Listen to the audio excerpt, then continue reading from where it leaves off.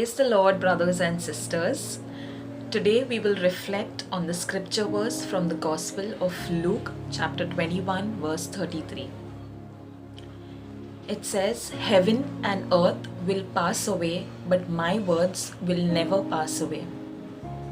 Heaven can have at least two meanings to it. One is the physical sky, and one is our eternal home. So Jesus is promising us in this scripture that even heaven and even earth, which are the stable universe, cannot outlast the words of Jesus. It is His word that will stand strong and will last from age to age. Trust is the foundation of all human relationships, be it among friends, between couples, within our families, or with our colleagues at our workplaces. Without trust, there can be no committed and an enduring human relationship. In the Gospel of John, chapter 1, verse 1, scripture tells us that in the beginning was the Word, and the Word was with God, and the Word was God. Thus, by the incarnation of God, through the birth of His divine Son, our Lord Jesus Christ, the Word became flesh for us, and the Word is Jesus Himself. In acknowledgement of the will of His Heavenly Father, Jesus left His heavenly kingdom and came down to earth for us to be born in human form, to bridge the gap between God and man that was created because of our sins. Jesus also laid down His life for us so that we can live a life in abundance. So when we trust in the words of Jesus and in the promises of Jesus, we are in turn trusting in God.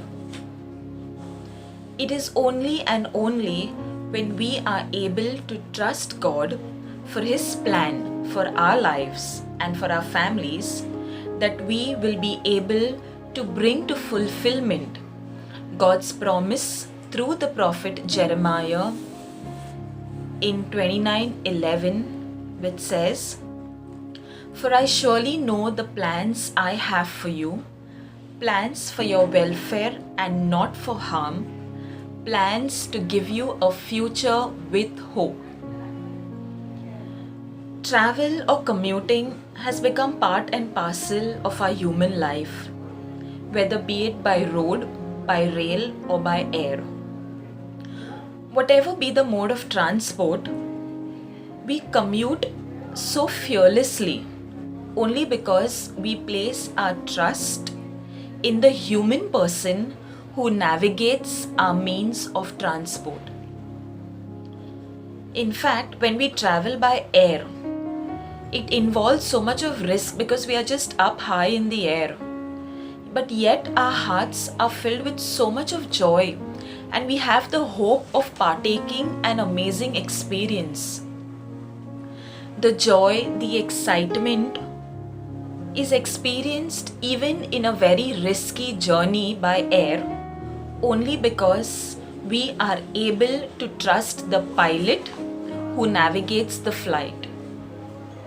If we can place our trust in a human person who is God's creation, why should we not be willing to place our trust in God, in His Word, who is the Creator Himself? We all run to people in times of trouble, in the hope and the expectancy that they will reach out to us in service and they will help us overcome our challenges or our storms in life. Often we also seek the help of people who are very influential. However, in Jesus, the Son of God, we already have the most powerful weapon, which is alive and active and is sharper than any double-edged sword, that is the Word of God. The Word of God is a powerful weapon in every situation of our lives. It is everlasting from age to age. And for every storm of our life, all we need to do is only claim God's word, God's promises for our life. We may promise people a lot of things, give them our word, but at times we too fail to keep up our words of commitment to them. But Jesus is the only person in our lives who will never ever turn away from His words and promises for us. It is the Word alone that nourishes our soul. It transforms our lives. It makes us a whole new creation and definitely brings us out victoriously out of every situation or storm that we are facing in life. Jesus has promised us in John 15:7, "If you abide in me and my words abide in you, ask whatever you wish and it will be done for you." So when we pray using the scriptures, when we pray claiming the promises of God, and we are asking God by claiming those promises for whatever we want, we will experience the life or the plan that Jesus has for each one of us. I must tell you all how the Word of God became real in my life. I used to wear glasses of a number of -14 in my right eye and -12 in my left eye. I went to many doctors for a LASIK operation. Everyone said a no to me, it is impossible.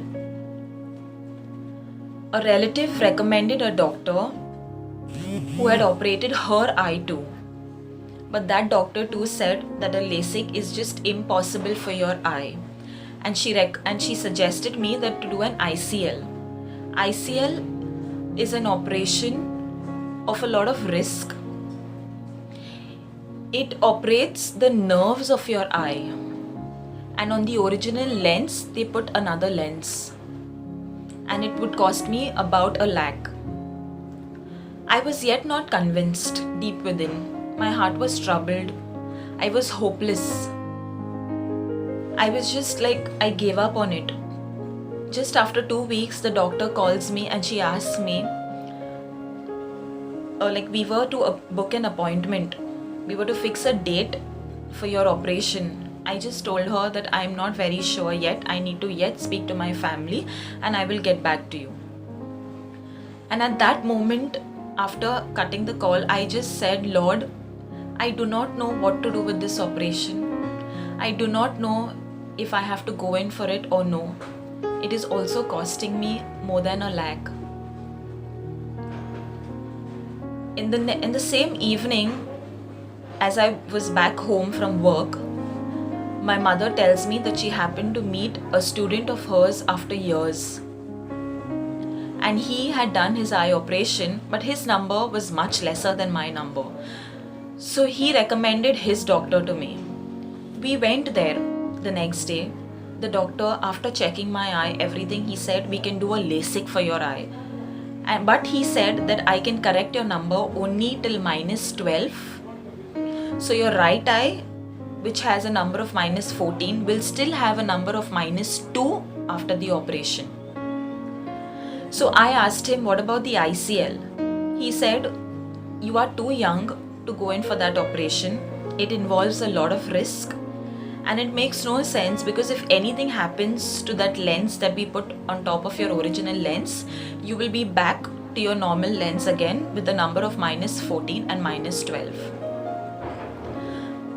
Somehow I was filled with peace, that hope again. I made up my mind to go in for the operation. We fixed a date. After the operation in the evening, I had to go for a checkup. I went for a checkup and the doctor tells me there's no number. He was so amazed and he was himself so shocked and couldn't believe this. And he tells me, my machine that I have is from the States and can correct only a number of -12, which I had already conveyed to you, but you have no number absolutely. So at that moment, it struck me that yes, I had acknowledged the Lord, like, Lord, I do not know what to do, you help me. And this is exactly what Proverbs 3:5-6 says. Trust in the Lord in all your ways, lean not on your own understanding. Acknowledge Him, and He will direct your paths. But today, Jesus not only directed my path, but is yet taking care of my eye till today. Today, the glasses that I'm wearing is just an anti-glare glass without even the number of -2 that the doctor had thought would remain. I praise and I thank God for this in my life.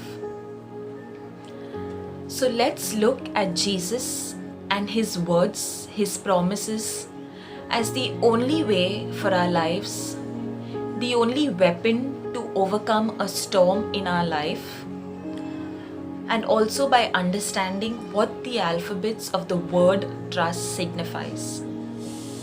T, turning over every aspect of our lives to God, realizing that He already has a perfect plan for our lives, plan only to prosper us, not for our harm, to give us a hope and a future. Understanding that we may not always understand His plan for us, yet seeking His will every step of the way, and thanking Him even when things don't turn out as expected. Let's end this session with a prayer. In the name of the Father, and of the Son, and of the Holy Spirit. Amen. Abba Father, I thank you for this wonderful time that you have given us. I thank you for the gift of your Son, Jesus, our Lord and Savior. I thank you, Jesus, for the gift of your life to us, for your word and your promises that we can use as a powerful weapon in any situation of our life. I ask you, Jesus, for the grace to not only be hearers of your word, but doers of your word, Lord. For your grace to remember your promises in times of trouble and to use them to claim your promises and to proclaim your word and to thank you even in the midst of a storm. I make this prayer in the most powerful name of Jesus and through the intercession of Mother Mary and all the angels and saints. Amen. God bless, and let's live Jesus.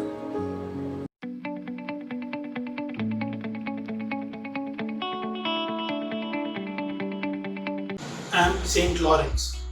If you want to grow spiritually and know more about Jesus and His teachings, please subscribe to the channel. I'm Saint Bonaventure, and if you enjoyed and learned something new, then please press the like button. I'm Saint Philomena, and I want you to please share this video with your family, friends, and all your WhatsApp groups. I am St. Thomas of Villanova, and I want you all to comment a word or a scripture touch you the most watching this video. Hi friends, I am Saint Monica, and today I want to encourage you all to press the bell icon mentioned here below in order to get notified about every new spiritual content on this channel. Stay safe, stay blessed, stay connected.